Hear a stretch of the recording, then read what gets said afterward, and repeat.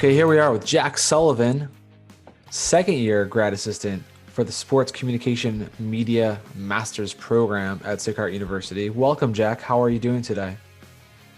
I'm doing great, man. Excited to be on your podcast finally.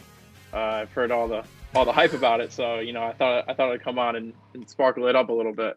I'll sparkle it up. This is going to be the shining episode. I think it might get the most after Danny Ilias 3 years ago, 2 years ago. I don't know. I don't keep track of time. Another thing to live up to, Danny Ilias. God's sake. When Danny was here, fudge. No, that's all I hear. From different professors. Do you know Danny Ilias? Yeah, he was in my class. Yeah, do you know? He does some great stuff. I was like, yeah. Well, I'm still in school, so I get it. He's at NBC, so that's just usually the comments I get.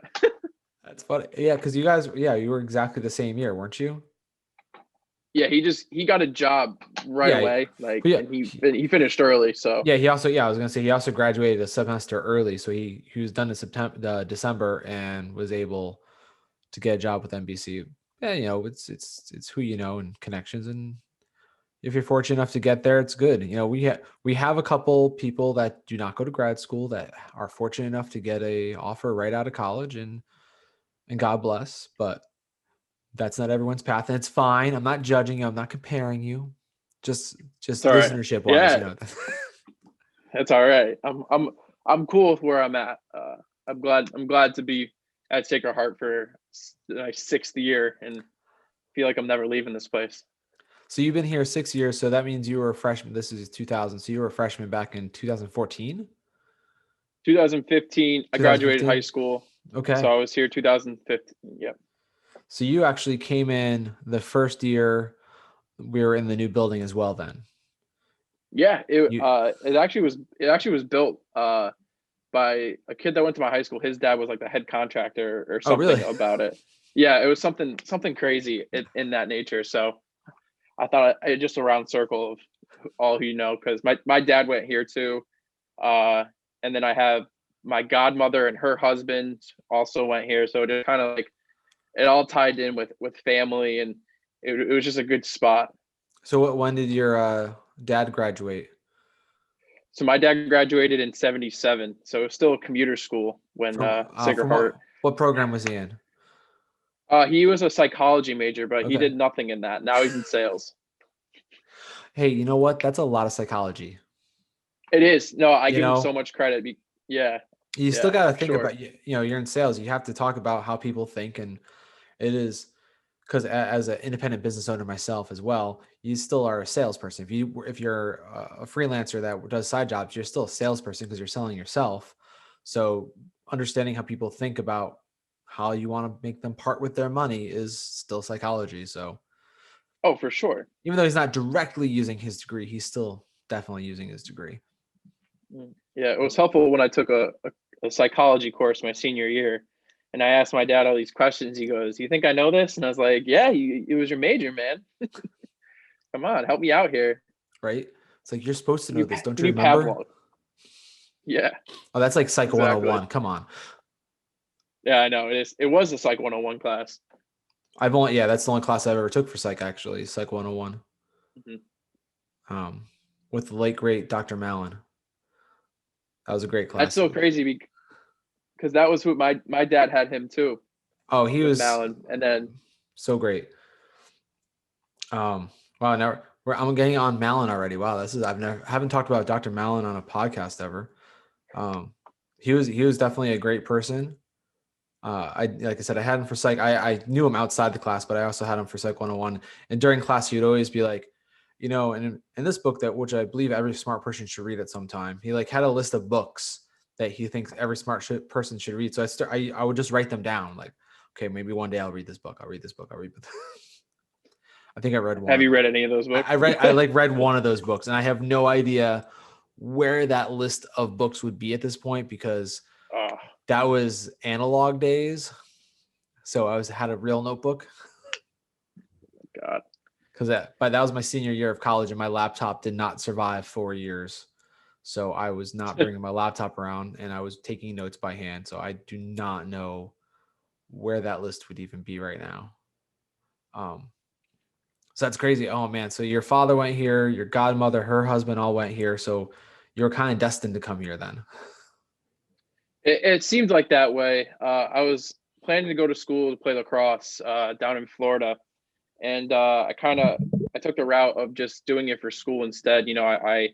I did my research and I looked which schools had the best sports journalism slash sports broadcasting programs, and Sacred Heart was right there. I was like, oh, that's close to home and everything, and then kind of just going through the process, like right in March of 2015, when we had to make our decisions, I was like, do I really want to go all the way down to Florida, not do my major and just play lacrosse? It doesn't seem like it make any sense. So Right. Sacred Heart was the most logical place to go. And then, just the experience I had all 4 years and, even up to now, it definitely paid off and I definitely made the right decision. And I'll never regret going to Sacred Heart.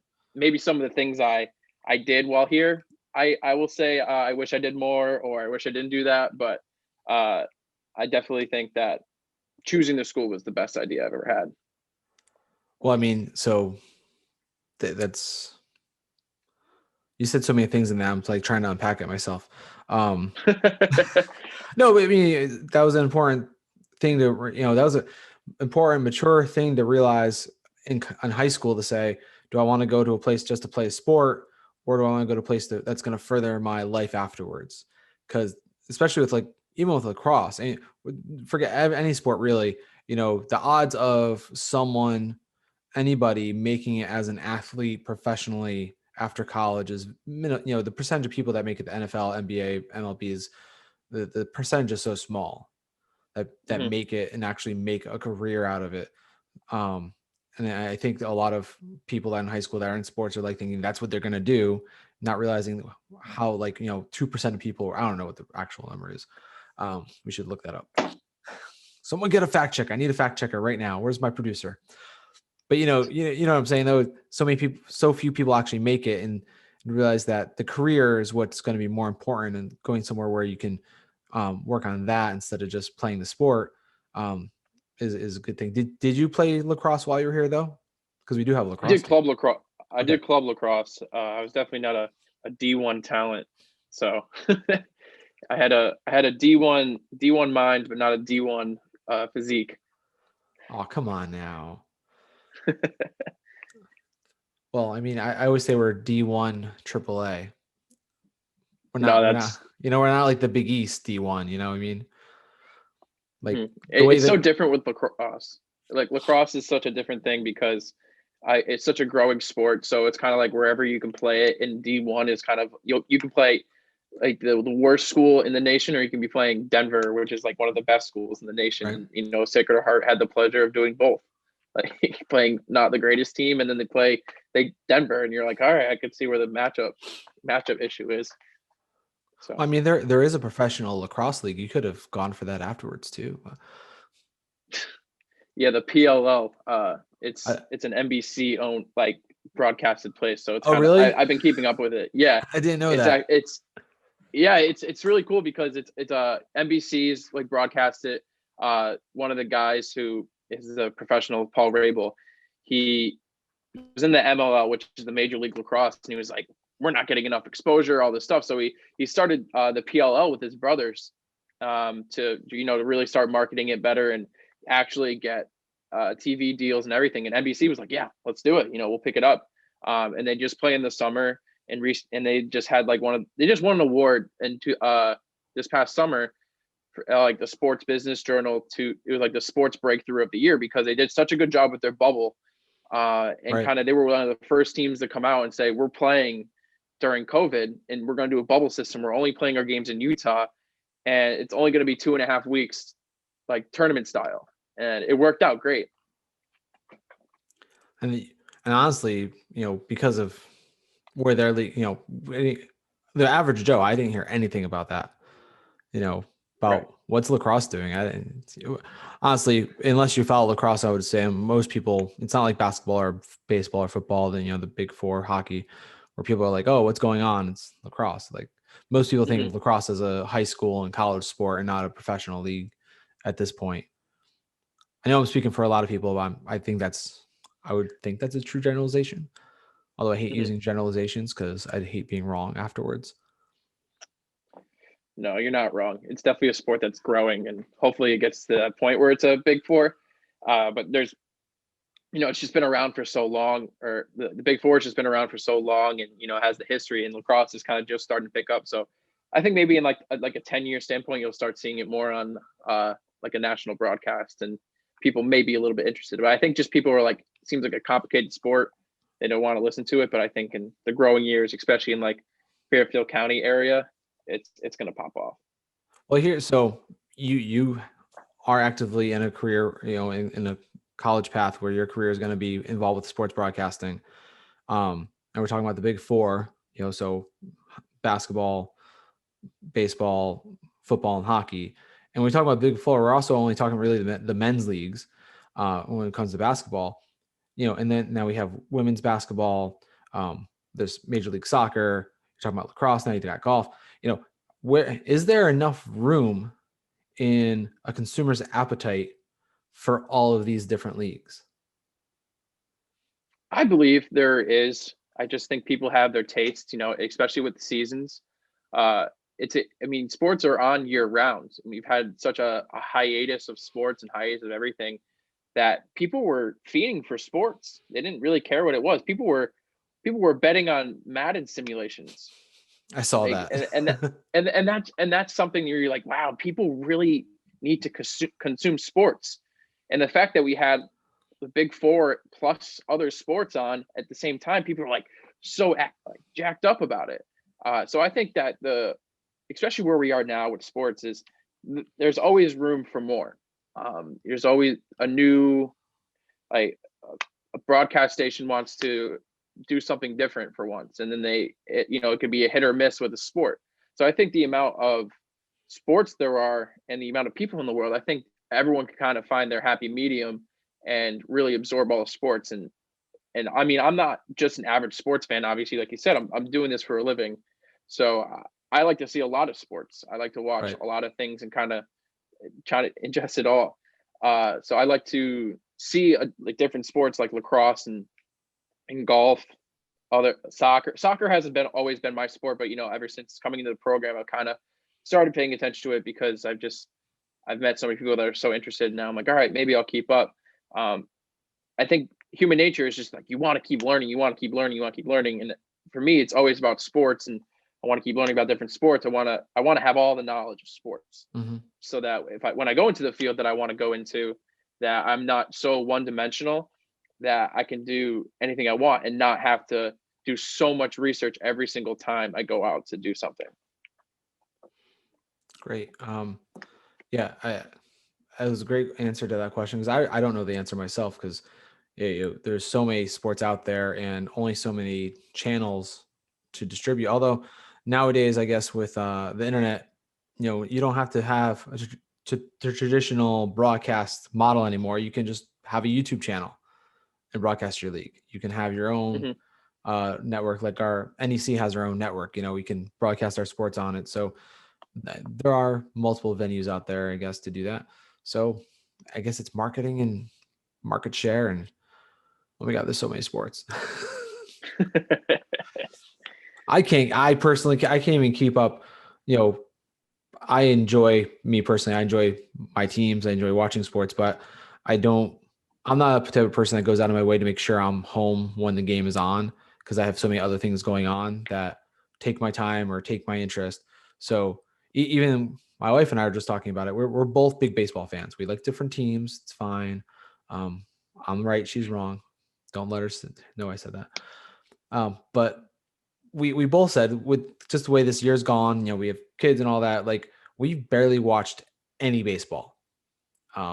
Just because even, it was a shortened season, and considering the circumstances when it started, we're like, I want to watch baseball, but I'm not invested in it right now, with only half a season. And it was just weird, no fans in the stadiums and all that stuff. So it was just a kind of different viewing experience this year.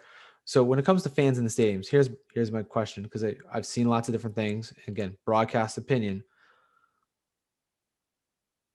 Cardboard cutouts, yay or nay?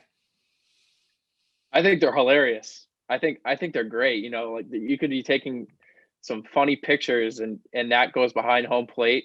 And especially like if you were to do it for like the World Series, you just see a guy going like this with their thumbs up behind the background or behind home plate, and Clayton Kershaw is just doing a nice little curveball, and he's like, "Oh my god, why is that guy's thumbs up?" Ball, wild pitch. I think it's hilarious. And you know, when you with football, you're kind of see fans starting to come. And I was watching a Oklahoma Texas game, which was college football. The game went into 5 overtimes, and it was an amazing game. But it was just so you know how this world is. My dad's behind me, he's watching. He goes, "Those people are not 6 feet apart. They should be wearing masks." Like my dad's, he's a very laid back guy, but the fact that he's saying that is like, oh my god, like do you think they should have just done cardboard cutouts? And it would ruin college football. But it's just kind of where we're at. It sucks, but I agree. And to go back on your point about not watching baseball, Keith, I think if there was one season to not watch the Boston Red Sox, it's definitely this one. Man. Amen. And don't tell Bobby V I said this. Also the year he coached. Oh man. That was a bad year for the Red Sox as well. It really wasn't his fault though. I'm not going to go into it, but it was not Bobby V's fault for having a bad season with the Red Sox. It was the bad fit at the wrong time. And that seems to be the case with a lot of managers and stuff like that. Like the Mets, and when he was a Mets manager, they weren't bad. Right. It's. But he came in after Grady Little, and it was there was already an atmosphere built in there, and they just tried to shove him into an atmosphere a culture that was already there, and not let him take over, and it just didn't work. It was the wrong time of his career, and it was just the wrong fit. Yeah. So and I feel like any manager that went into this season was like, if my job's on the line, it's kind of weird because it was only a 60 game season, and like I said, if you were to win a season, it would be this one. If you were to lose a season, it would be this one too.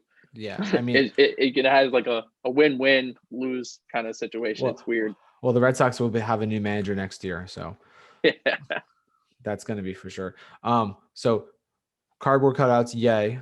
I agree with you with the stands, the fans in the stands. I know for football it's a little easier because you have bigger stadiums to be able to put like 25% people in there and keep them separated. Harder for baseball. And baseball had already started at that point by the time they were allowing people back in. But what about the fake noise? I can't stand it. Thank you.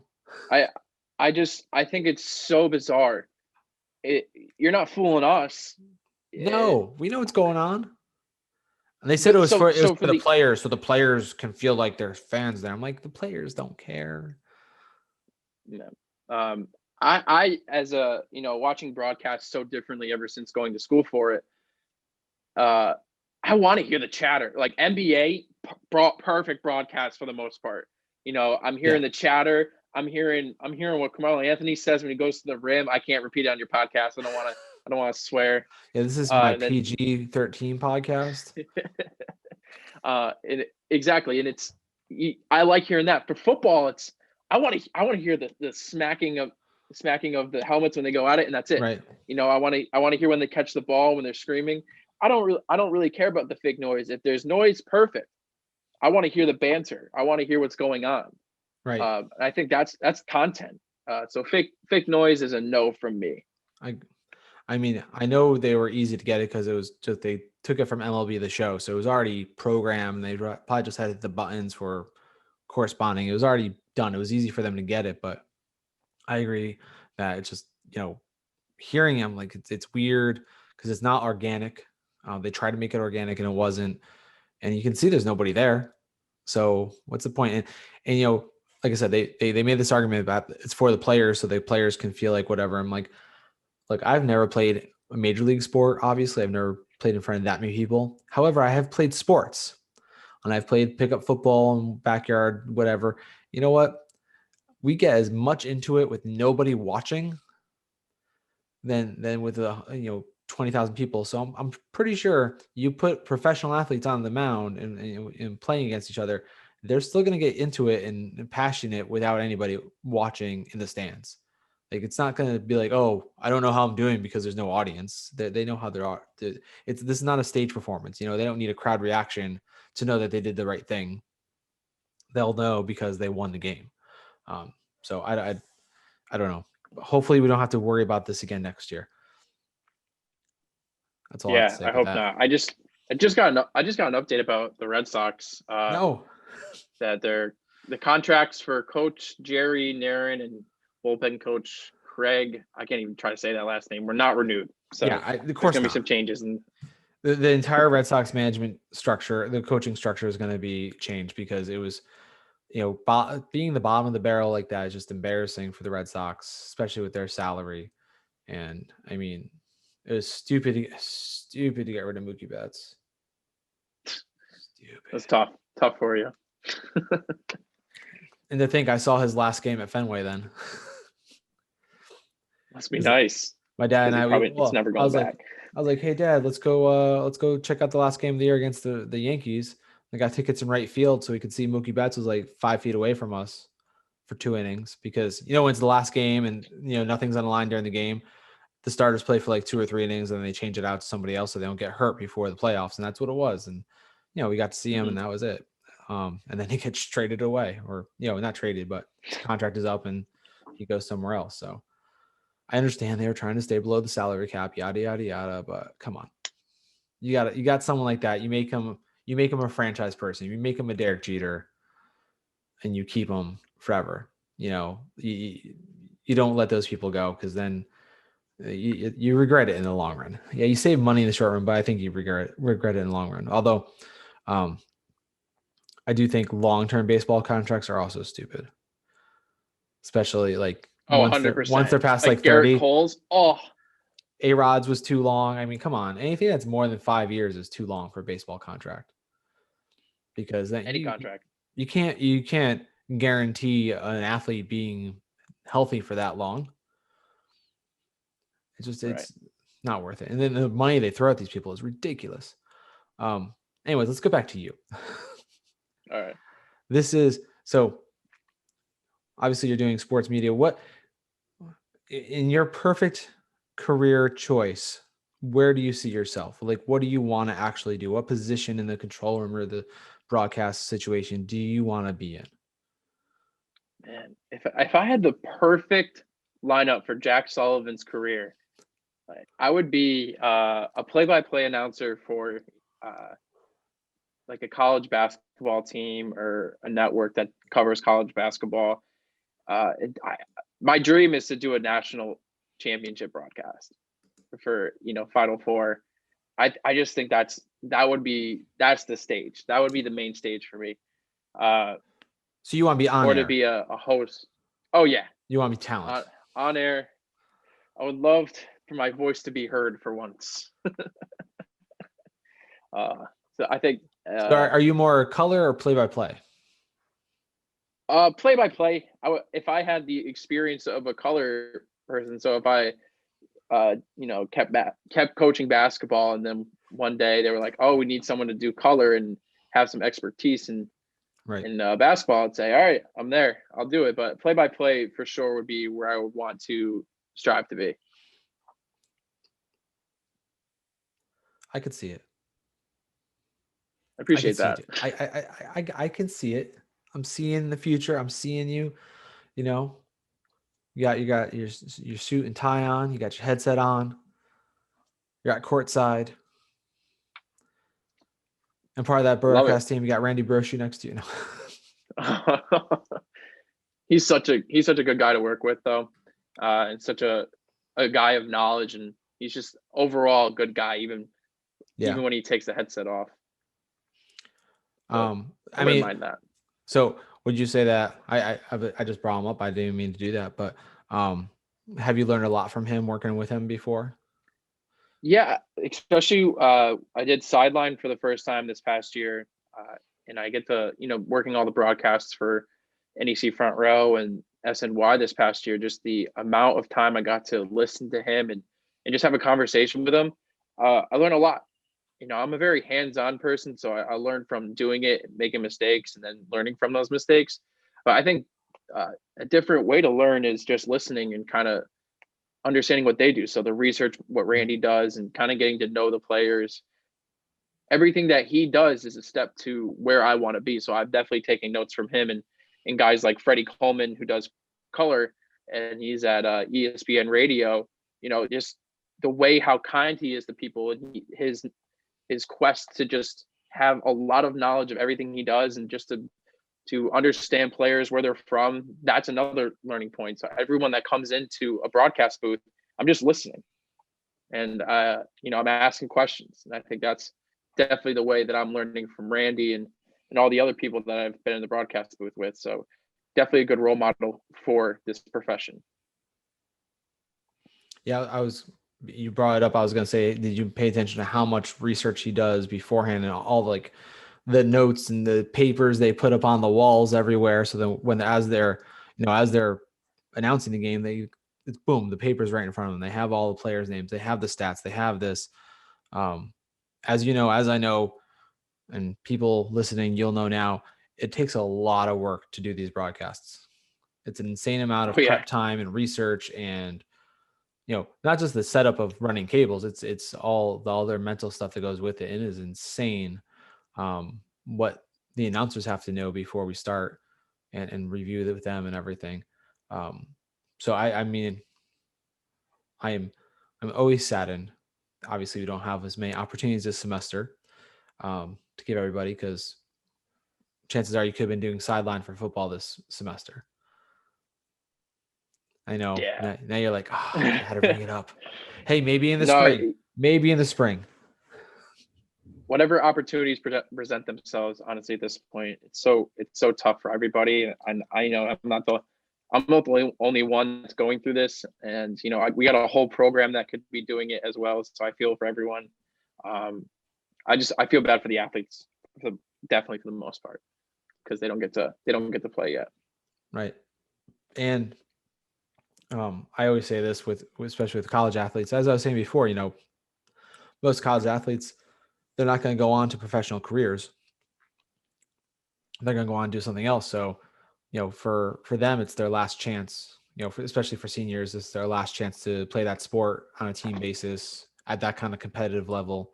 I was heartbroken last year when everyone got sent home and the women were on the road headed towards the playoffs. It's like, and you feel for those girls that like that was their last time ever able to do that, because now they're going to graduate and go on to do whatever their career is, and they don't have that chance to go back and play that sport at that level anymore. So, for you get to go on and broadcast another game later on. Not saying it still stinks that you don't have the opportunity right now, but it's not like you're not going to do that later. But for the athletes, like you said, do feel bad for them, because football, basketball, whatever sport they're playing, they're not going to be able to do that next year and play at that level anymore. So exactly. Now I'm getting sad. COVID's sad. It's raining out. It's a sad day. Really, it's funny because I went to see John Mulaney and Pete Davidson last night in Morris, Connecticut, and it was at a farm, and it was like kind of like a concert venue and everything. And they come out and they were just like, "This sucks," and they were so funny because they were just talking about how they're outside, literally on a farm in the middle of Connecticut. This is how they're doing their shows now. This is the most COVID friendly place they can do a show. And they're like, is this what life's really come to? So it was entertaining to see that last night. But it is a sad period, but trying to keep the hopes up, especially around the Sacred Heart media wing over here. I know you're a big John Mulaney fan. I know that. Huge. It's because of you, I started watching his Netflix specials. Yes. Well, I gotta watch these now because this is like my kind of humor, anyways. So I didn't know they were doing that in Connecticut, because I know Dave Chappelle's doing that out by his house, because there's a farm, or I don't know if it's actually on his property or near his property, but there's a space out there, and he's been having other comedians come out there and do the same thing, where they can be separate out and do that stuff. But yeah, for comedy, it's so weird because comedy is usually you're tightly packed together in a small room and no air circulation. It's in a basement of a bar somewhere. So for them to do it out in the middle of nowhere, I mean, it's either that though, or do a Zoom show, and Zoom comedy is just weird. It's definitely weird. Because you don't know if people are clapping or not, if they're muted.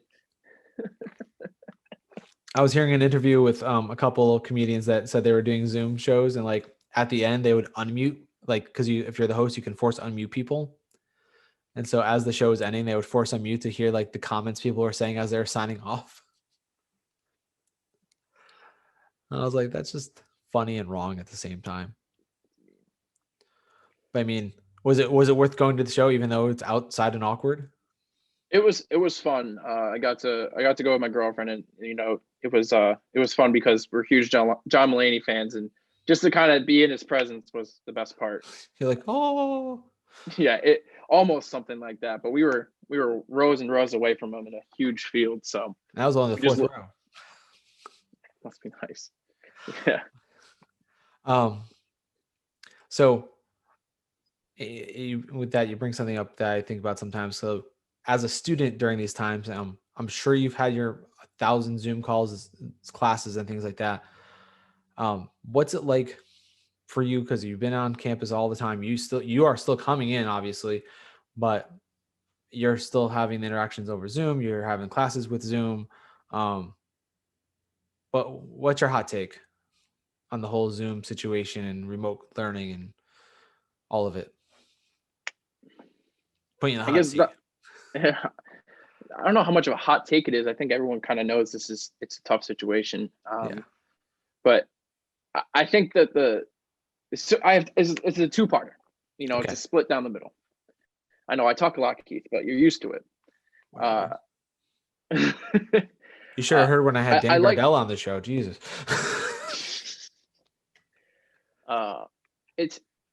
It's half of the people are still trying to make things normal. Zoom call is a way for us to still interact and kind of still see the people that are around.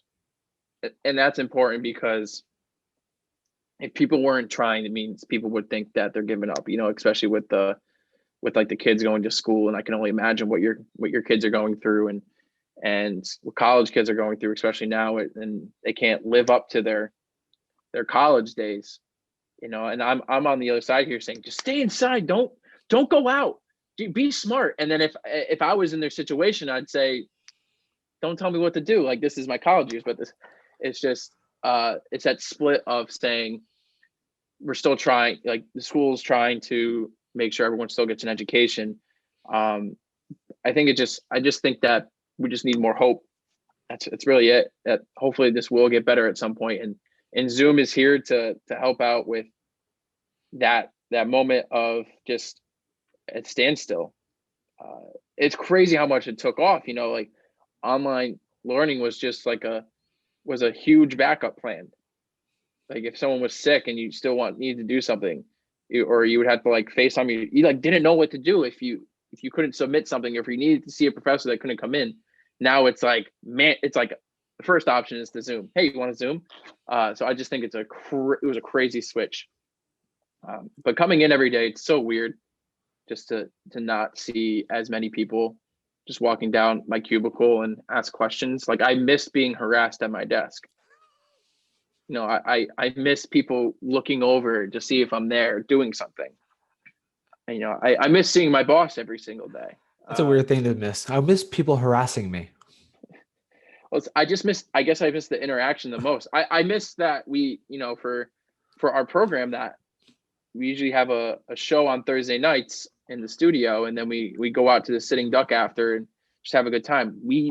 First of all, we haven't done the show yet. Second of all, we probably can't go out for a while, right? Which stinks. It's the camaraderie of a program that makes it so fun. So I feel bad for everyone that doesn't get to experience a year like that. I know I got to experience at least 3/4 of a year like that. And then now this class coming in right in wearing masks and having to deal with like doing a whole new project with no sports going around. So I feel bad for everyone, but I feel them at the same time. So I'm in like right in the middle of it all. So I just hope it gets better. I don't know if that answered your question whatsoever. Well, so part of what I was thinking about, because with the John Mulaney thing, you mentioned about how we come out and right away he acknowledged like this is weird, right? Like have any of your classes have they started off with a Zoom class be like this is weird, right? Has anyone done that? Like I've done that personally. I guess not yet. Like I think it's so far so good in our program standpoint, but I think just like being in other meetings and just working, as a grad assistant, I came in, no one's here. I go, this is weird. I can't say hi to everyone every morning. So I think that's where I'm really saying something needs to change. Something good needs to happen soon. Well, I mean, on my end, like I said, I've definitely with certain classes, I've just acknowledged like where I know this is not the most optimal way to do this. Like 2 weeks ago, I was teaching cameras, right? Usually I have, 6 cameras for 12 people and they share them. We, touch, it's all hands on and we're doing this. I had to make sure I had a camera for each person. And I was walking around with like a bleach wipe in my hand. So if I had to like show someone something, I was like cleaning my hands first before grabbing the camera and then handing it back to them. So that I could make sure like I want them to know I'm cleaning my hands. Like I wanted them to see that I was doing it to make sure it wasn't like, being negligent. It's just a very weird situation to be in for our, like you said, our program is a very hands-on program. We're very interactive, and to take a lot of that away can seem debilitating. But at the same time, I always like to think about some of the best movies and things that we think of in history have come because of shortfalls in technology or what we're allowed to do. Because if you have limitations, you have to come up with a creative way to figure out what to do. Yeah, there's no sports, but it doesn't mean there's not stories about sports. It doesn't mean you can't still talk to people and do interviews and do profiles. So there's always something else to do. It's just not the easy stuff. It's not like, oh, let's go out to the game and do that quick, like wrap up about the game and have it patched up. You have to get a little creative with it, but it's a different way of thinking about it. And unfortunately, this is going to be a tough semester for some people because they're looking for that traditional one and they're not going to get the traditional story that they wanted. They're going to have to go with something a little from left field, but to use a sports metaphor, look at that. See, sports metaphors. Yeah, metaphors. This is what happens when I've been at home by myself for the last 4 hours. It starts going crazy. It's look at I'm working remotely half the week, so it's even that's different. So I have this thing over here. See if now I want to get to as we start winding down here. I'm still coming up with I gotta come up with a good name for this section. I'll be honest, haven't figured out. It's 5 questions. I don't know if I want to just call it the 5. No, sorry, I can't call it the 5. That's on the Fox News. They have the 5. I'm not. That's definitely no. Never mind. This is just 5 questions. What is something that you wish your professors knew about you? Oh, that's a great question. Thank you. And everyone says that. Yeah, I think right off the bat, I'm so sarcastic. So I don't need people to know that about me because they figure it out. They figure out kind of my personality is sarcastic. What I wish some professors knew is how kind of like I'm actually pretty smart in a way of just I definitely I know my surroundings better than people think I do. I guess is a way to I know what I think I have a good idea of what people think about me and a lot of stuff. So I think if professors knew how perceptive I was, they would utilize my skills more later on in the class or something like that. Maybe it's your it's sarcasm. So different with communication. Maybe your sarcasm betrays that. You're probably right. And then it shocks people when they find out that I'm actually like kind of down to earth and not a total jerk all the time. Because I was gonna say, I guess that's it. I mean, well, the follow up with that would be like, well, you say you're sarcastic. Like, has that ever backfired with certain faculty or certain Oh my interactions? God, big time, so big time. And so like sometimes I take, I've learned to know my like the limits of that and who to actually do it to. Mm-hmm. I had a history professor at Sacred Heart, and I made a sarcastic comment, and I'm not good at history. I just I don't even remember what I said, but I just remember the look he gave me was like, oh, he was like so confused, and I was like, sorry, I won't make a joke ever again. I'll sit in the back at this 8 a.m. and just not say a word. So that's definitely it. But I think especially in like communications, you gotta have like a sense of humor. So I think every professor that I've had has kind of used it. I'm pick and choosy with my sarcasm.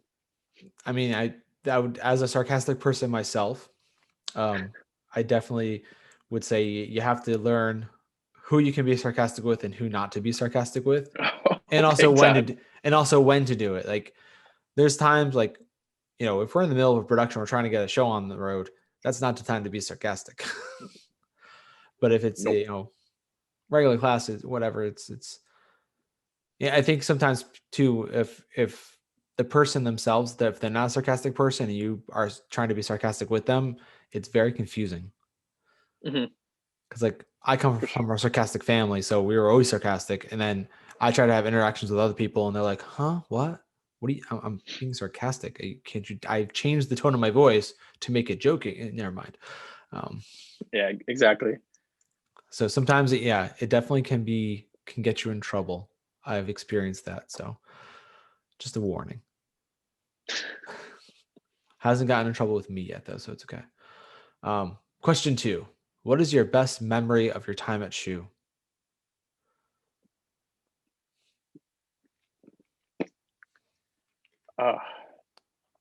This is probably the most, the answer you probably get all the time. There's just so many that I can't even think of one. That's a typical student ambassador answer and all that stuff. I would say one of my favorite things was going to Dingle. That was definitely the highlight of my SHU career, and that was probably one of the highlights of my life. And I think if anyone ever had the opportunity to go do that again, if it ever happens again, I would say do it in an instant. Even if it were the 2-week program like I did it, I had the most fun I've ever had on a school trip at Dingle. And that's, it will be the answer forever. And I've done a lot of good stuff at SHU, and I did Mr. SHU. I went to Reds. I had a nickname at Reds. It was great. So wait. Hold on. You were Mr. SHU. What was your talent? I did impressions on stage. What? I did I did like a little skit. Yeah, no, I did a skit of the impressions I can do, and then I ended it off with a Troy Bolton High School Musical, like when he did the basketball thing in the first movie.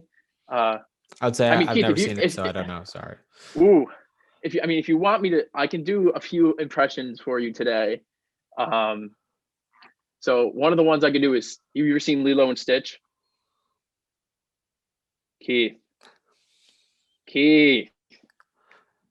Sorry. You have kids. How have they not seen Lilo and Stitch? We haven't gotten to that one yet. All right.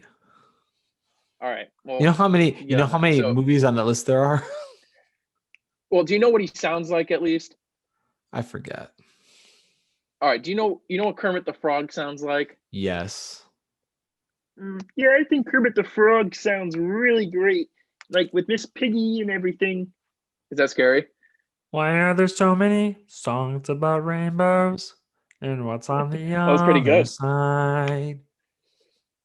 Rainbows are different. I'm missing it right now. I did Mickey Mouse. Let's see if I can do it. Hey! Welcome Mickey Mouse Clubhouse. Hey, Goofy. Now when I got him. If I read my kids so that we have like a Disney bedtime book, and one of them has like Mickey Mouse stories in it, and I try to do every single voice. For you. I cannot do Donald Duck. I've never been able to do his. I can't do it. I don't have that. But Goofy, Pluto, well, Pluto doesn't speak, but it's a whole. I'm not talking about that. But Mickey. Yeah. So that was. Minnie and Daisy are easy. Whatever. Anyways. Yeah, that was so that was my talent, and then I don't know. I had such good experiences at Reds, and so what was your nickname? First one there, last one out. Well, I worked there for 3 years, so I got to know everybody. So that just made everything so much better. And I think, I know you did the podcasting class, and I was in your podcasting class, and I did it on Dads at Reds, and you were like, why is there another one at Reds? Stop it. And so I definitely enjoyed being there, and I think just enjoyed. You're the first one that did it, one at Dad's, I think. I think I was like the first or second one for sure. You were like pioneering. Then every year since, I had someone do a podcast on Dad's. Like, oh, the Dad's is coming up. Let's do a Dad's. And then, guys, you got to record while you're there. It's hard to do. And then people realize it's hard to do a story about a thing where you're also drinking at the same time. That's true. I was gonna say I think it was me and Dom that did it together. I think we did the story together. Yes, you did. Because Dom was working, and then we worked on it together. First one in, last one out. That's also like the slogan of the Marines, Okay. Yeah, I'm definitely the Marine when it comes to Reds. Hoorah. Hoorah, Bud Light. $2. What will you miss most when you leave SHU? Besides me. Don't say that. Words right out of my mouth, Keith. I think I'll just miss being in a school environment.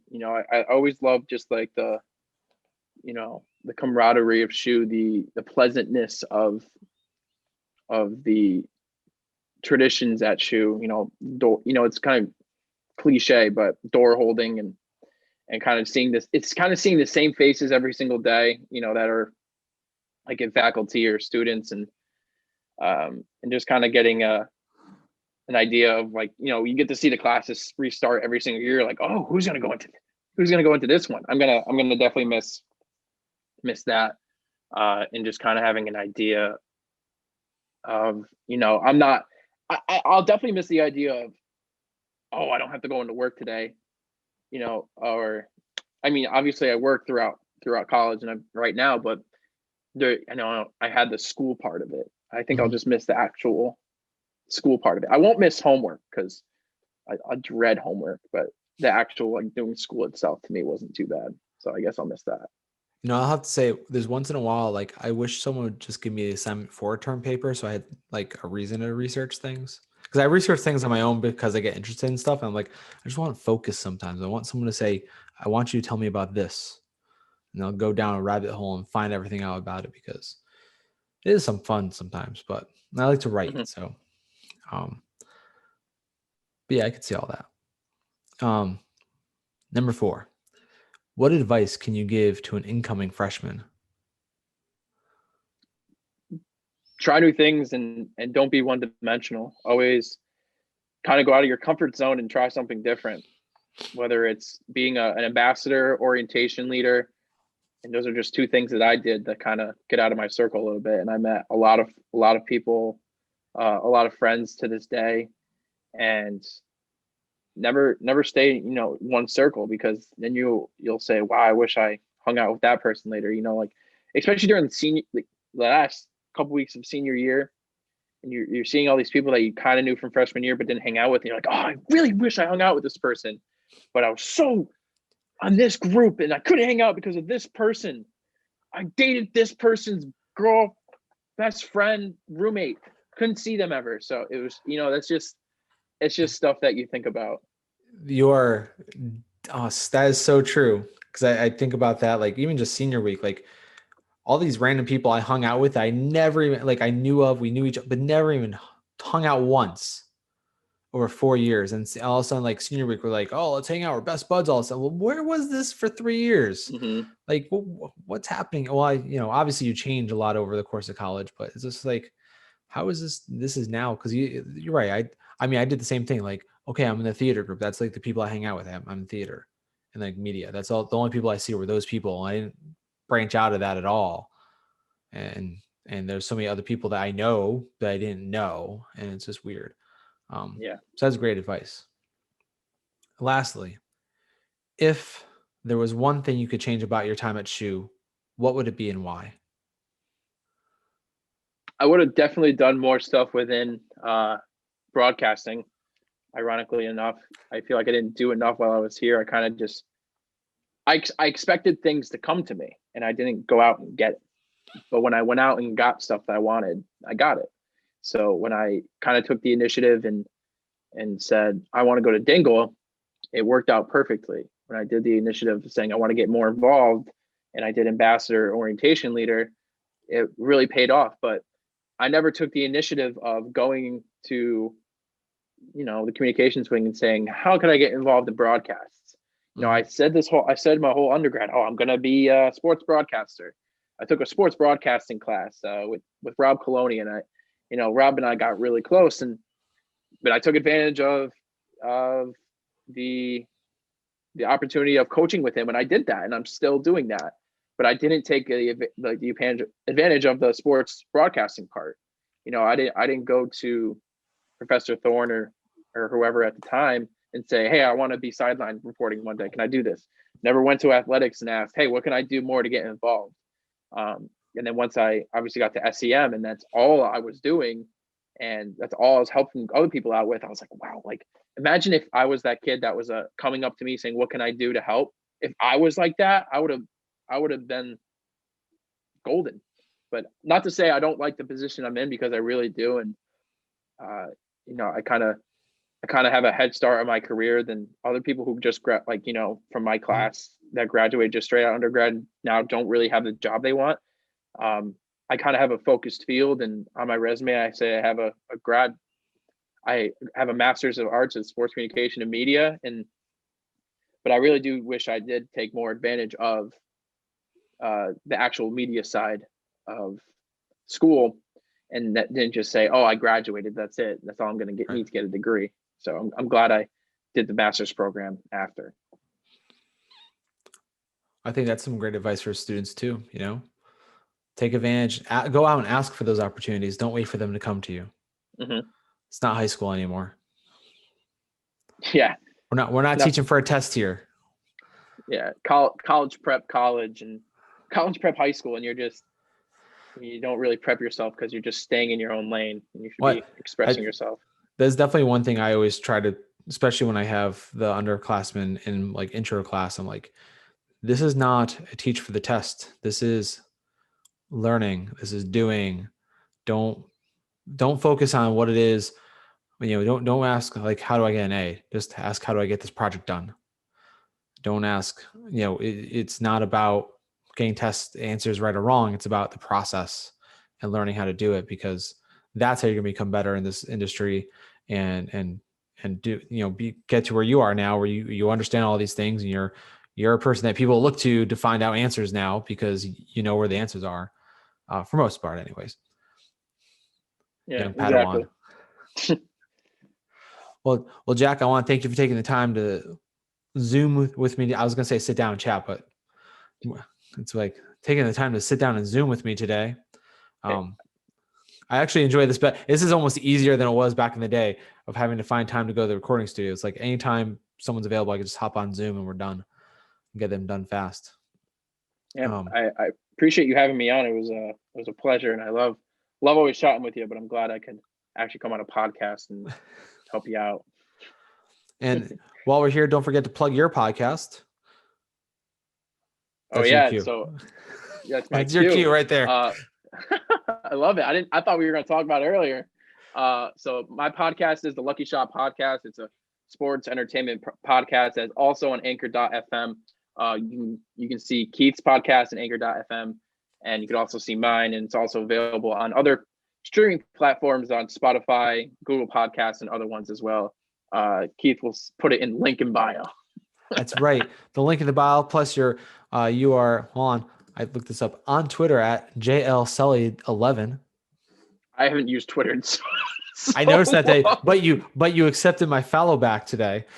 And I was looking at your timeline. Oh, in July. And then I was like, November. I haven't tweeted at all. I'm so active everywhere else except Twitter, which is so ironic. Awesome. It's all good. Well, again, thank you for joining me today. And until next time, I don't know. I don't have a sign off. All right. Wash your hands. Keith. Wear a mask.